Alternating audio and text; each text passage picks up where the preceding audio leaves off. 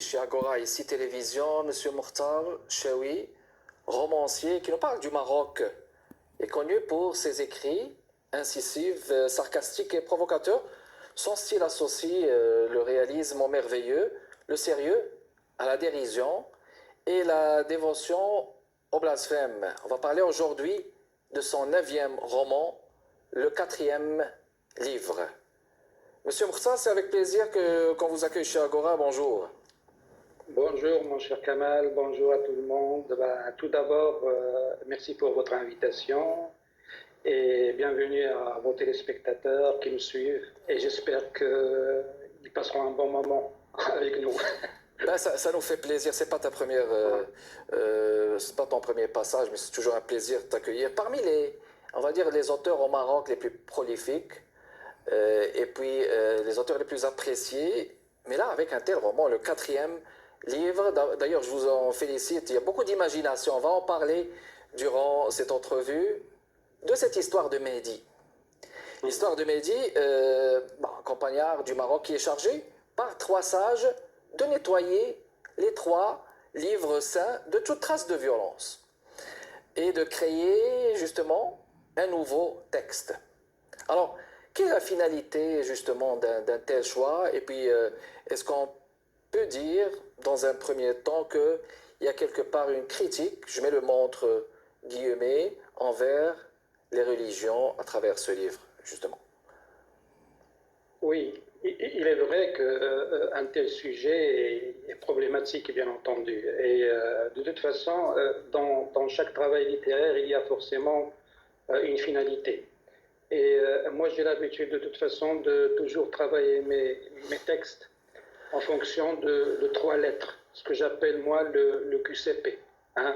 C'est-à-dire le Q l'on renvoie à quoi, c'est-à-dire le sujet du roman. Le C renvoie à comment, c'est-à-dire tout simplement la manière avec laquelle je vais traiter ce sujet, ce qu'on appelle dans le jargon universitaire la littérarité. Et le P, c'est tout simplement renvoie à pourquoi, c'est-à-dire la finalité dont vous parlez. Et bien entendu, je dirais, cette finalité, il s'est un peu imposée à moi, en quelque sorte. Pourquoi? Parce que le 4e livre n'est rien d'autre que le complément d'un roman précédent. Alors, si je me permettais, je vais le montrer. Je vous en prie. Vous avez un roman précédent qui s'intitule L'amour et paradis. On est d'accord. Cet Amour et paradis, lui aussi, fait suite à un autre roman qui est le Silence blanc. Alors, pour aller un peu vite, le Silence blanc, il parle tout simplement d'une enfant qui s'appelle Chemicha, qui va avoir des problèmes, etc., qui va rencontrer un homme qui s'appelle Michel Charles, qui est un écrivain français, qui va débarquer à Tanger parce qu'il s'avère un peu tari et il est revenu, il a débarqué à Tanger pour réactiver un petit peu son imagination, son inspiration. Donc, dans le Silence blanc, Chemicha était le personnage principal et Michel Charme était le personnage secondaire. Dans L'amour et paradis, c'est Michel Charme qui devient le personnage principal. D'accord. Mais dans L'amour et paradis, on découvre déjà le personnage de Mehdi. Okay. Mais on découvre le personnage de Mehdi à un âge avancé, c'est-à-dire il a déjà 40 ans, il va se lier d'amitié à Michel, etc., etc. Et donc, j'ai estimé que ce personnage de Mehdi méritait qu'il devienne lui aussi un personnage principal. Et donc, le 4e livre que voici, n'est rien d'autre que je dirais, une volonté de mettre en vedette, si vous voulez, le personnage de Mehdi qui va devenir le personnage principal. On va revoir Michel, bien entendu, mais c'est Mehdi qui va devenir le personnage principal.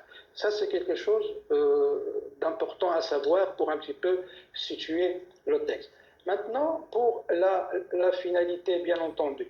La finalité, c'est d'abord, il y a ce personnage de Mehdi qui m'a intéressé et j'ai voulu bien entendu lui donner une dimension, lui donner une histoire, lui donner un destin, parce que c'est un personnage ambigu. Déjà dans L'amour et paradis, on découvre que c'est un personnage, on sait simplement que c'est un guide d'une confrérie, d'une zaouïa, qu'il a des idées un petit peu progressistes, un petit peu révolutionnaires, mais ça s'arrêtait là. Et j'ai voulu justement développer ces idées-là Et ça a donné tout simplement, bien entendu, le quatrième livre. Alors,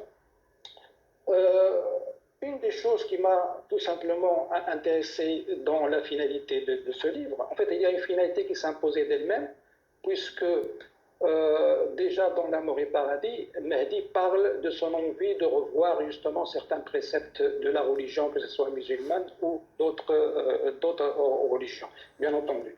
Donc ce n'est pas véritablement, ce livre-là n'est pas véritablement une critique de la religion, mais à la base c'est une critique des personnes qui font de la religion leur fonds de commerce. Et ça, voilà, c'est un point sur lequel j'insiste beaucoup dans le livre.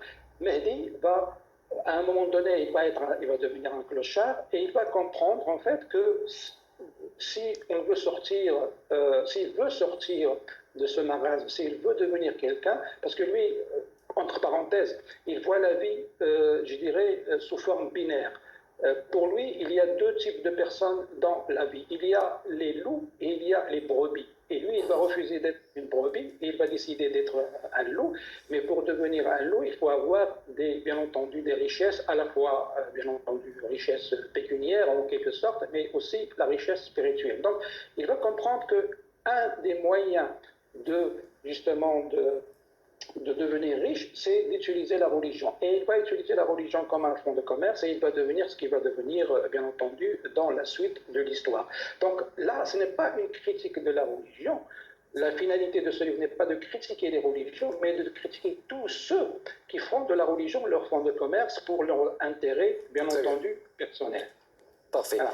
Parfait. Alors, bon, on va faire une pause et on revient pour continuer la discussion avec notre invité qui nous parle du Maroc, M. Mokhtar Chaoui, qui vient de faire paraître son 9e livre, le 4e livre.